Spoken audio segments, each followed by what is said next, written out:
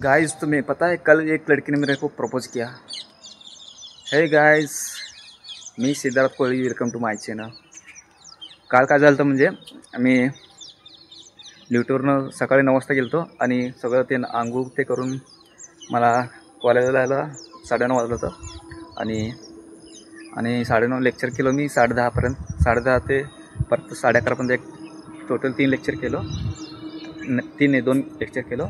2 lecture झाल्यावर मी असं सगळं जे लायब्ररी असते ना तिकडे गेलो लायब्ररीकडं।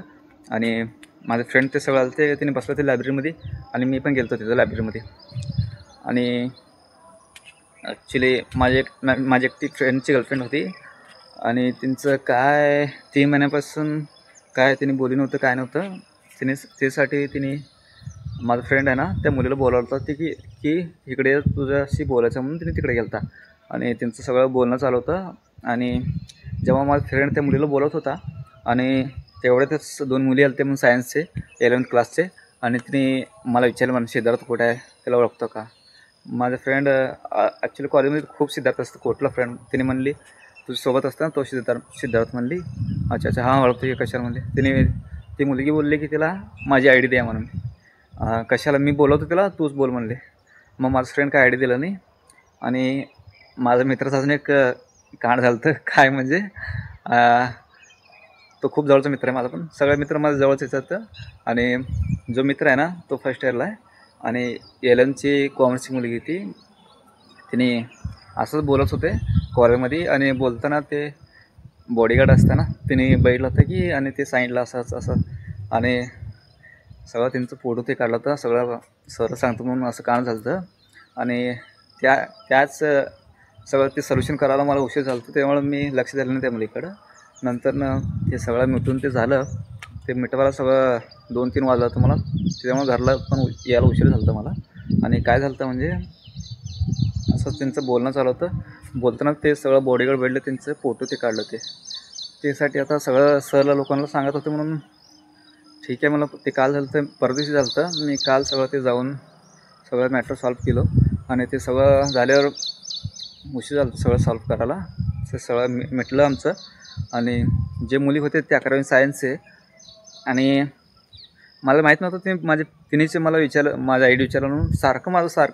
माझ्यासारखं कुठे येईल तिथं येत होते, मला माहीत नव्हतं हेच येत म्हणून।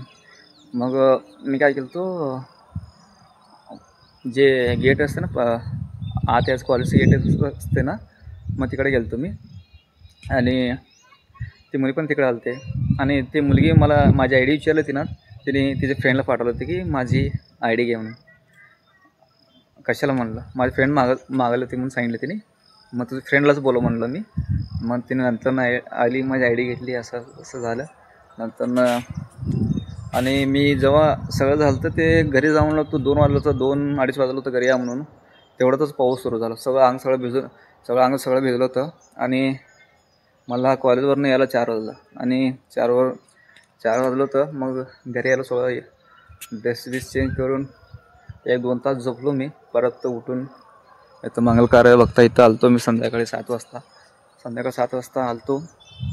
नंतर 9 वाजता जेवण ते करून परत आपलं ड्युटी करून आता सकाळी वाजलेलं आहे। सकाळी वाजून बघता सकाळी 8:30 वाजत आहेत, मस्त वातावरण आहे। आणि काल असा विषय झाला होता आणि ती मुलगी मला प्रपोज पण केली आणि त्याला काय मी आन्सर बोललं नाही अजून, काय बघू म्हणून तिला सांगतो म्हणून नंतर। मला काय तेवढं इंटरेस्ट नव्हतं, आता मी सिंगलच राहणार आहे जिंदगीवर, कारण सगळं करून बस झालेलं आहे आता। शांत, आता girlfriend no crush, only single. आपलं ड्रीमवर फोकस करायचं आपल्याला, तेवढं काय लक्ष द्यायचं मुलीकडं। सो आता सकाळची 8:30 वाजत होते आणि आपल्याला जायचं आहे घरी जाऊन आंघोळ ते करायचं आहे आणि आज एक मोठं काम आहे आपल्याला, त्यासाठी आता ते करायला जायचं आहे। चला मग नेक्स्ट व्हिडिओमध्ये भेटू।